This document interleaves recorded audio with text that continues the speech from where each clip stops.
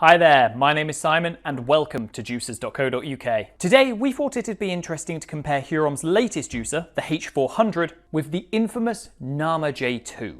Since its release back in 2021, the J2 has proven incredibly popular. Yet, since it's produced by Hurom for Nama, we always find it interesting to see how it compares to Hurom's own models when it comes to features, performance, experience, and build quality. So, without further delay, let's get to comparing.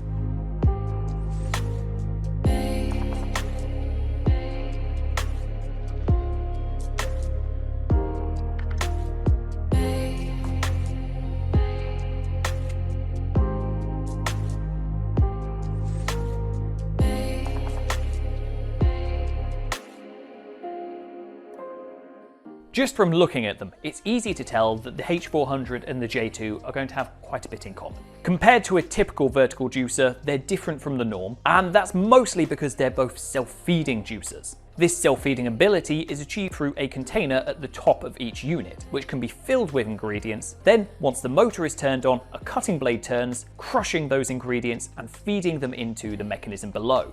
Since both of these models use the same design to achieve this, there's nothing really to separate them here. However, the same can't be said for that mechanism below that carries out the juicing. Where the Nama J2 uses a traditional fine screen mechanism, the Hurom H400 instead uses a unique multi-screw mechanism. Now, just by looking at these two, it's easy to see the differences. The H400 mechanism has fewer parts, and the auger is distinctly larger. Plus, instead of a juicing screen, it instead filters juice from pulp with a grill built into the auger. Altogether, this makes for two very contrasting approaches, with the J2 representing a style that has been in use for decades, while the H400 pioneers innovation and progression. Unsurprisingly, those differences are the main point of comparison with these juicers, and will ultimately decide which is the superior product for most. They aren't the only factors though, as unlike the J2, the H400 has an all-in-one design.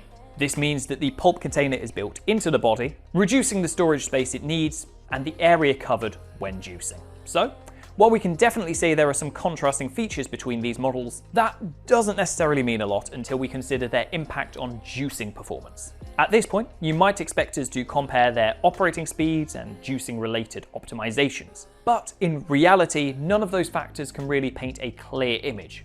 Plus, they're inconsequential in comparison to actually comparing the quality of the juicers each model can extract. Undoubtedly, this is always a somewhat subjective test, and there are always limitations on producing a genuinely fair result. However, we did our best to use the same amount and weight of ingredients across a few different recipes. From these tests, we found that they both produced very comparable juice yields, but the H400 had a slight lead each time. Even after straining, the H400 showed minimal pulp content, and it still maintained its slight yield advantage. Speaking of pulp, this is often an area of contention between newer mechanisms like the one used in the H400 and classic ones as seen in the J2. Typically, the newer mechanisms have had worse pulp retention. However, the latest iteration seen in the H400 is by far the best in this regard, to the extent that it's basically on par with the J2's screen-based mechanism. On top of that, none of us were able to reliably tell which of these juicers had made a juice in a blind taste test, which is very impressive. We also noticed that the juicers made by the J2 seemed to degrade at a much faster rate, and suffered with greater separation than those made by the H400, which maintained a far more even consistency. All in all, it's tough to separate these two on performance, but we'd probably give the advantage to the H400, for its larger yields and its smoother consistency that better resists separation. Now, while it's tough to separate the H400 and the J2 when it comes to performance, the same isn't true when it comes to the user experiences they offer. Of course, in regards to the juicing process itself, they are effectively equals. As we've already mentioned, the self-feeding mechanisms in use here are almost identical. Plus, since they are self-feeding, it's effectively impossible to achieve an easier juicing process than standing around while the juicer does all the work. Instead, the differences in user experience show up when it comes to cleaning and assembly. Once again, this all ties back to their contrasting mechanisms. And when it comes to cleaning in particular, the H400's multi-screw mechanism beats the J2 without a shadow of a doubt. It has less than half the amount of parts, and those that it does have are much easier to clean than those seen in the J2. Honestly, it's the old school juicing screen that loses it for the J2 here, as it's by far the most time-consuming part to clean. On top of cleaning, the H400's mechanism is far easier to assemble. Of course, having half as many parts is a somewhat unfair advantage, but those parts are also just easier to fit in place than their equivalents in the J2. So, in these areas at least, it's an open and shut case in favour of the H400. Lastly, let's talk a bit about build quality. Now, if we're being honest, there is nothing to separate the standard of parts and materials in use for these juicers. They're made by the same company at the end of the day, so the manufacturing methods and materials in use are more or less the same. Since they have separate mechanisms, there are of course some differences. However, we've heavily stress tested both of these models, and it's very rare that the parts in either of them will break from anything other than wear and tear, misuse, or on rare occasion, a defect. Although that does bring us nicely on to the topic of warranties, as despite their similarities, the Nama J2 only has 2 years of cover on its parts, while the H400 is covered for 5. Since defective parts often fail at around the 2 to 3 year mark, this is quite concerning for the J2, especially since parts make up over 90% of warranty claims, at least in our experience.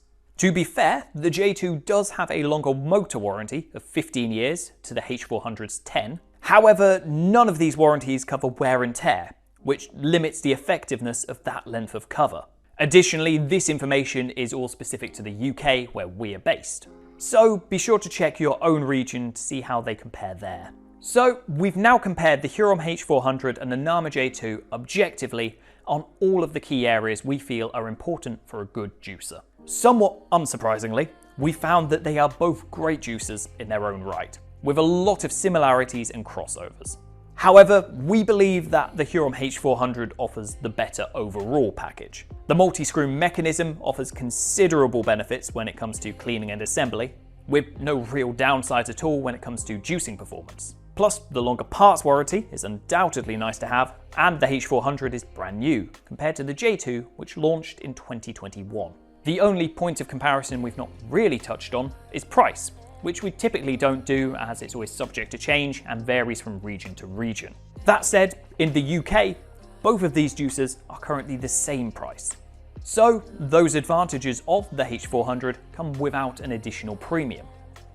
Although, while it is our opinion that the H400 is the stronger product, the J2 is still good, and for some people it may well be the preferable option. There's nothing wrong with that, and there's no denying its popularity over the last 2 years. However, in this matchup, we feel that Hurom's own product comes out on top this time. As always, thank you for joining us, and we hope that you found this comparison useful.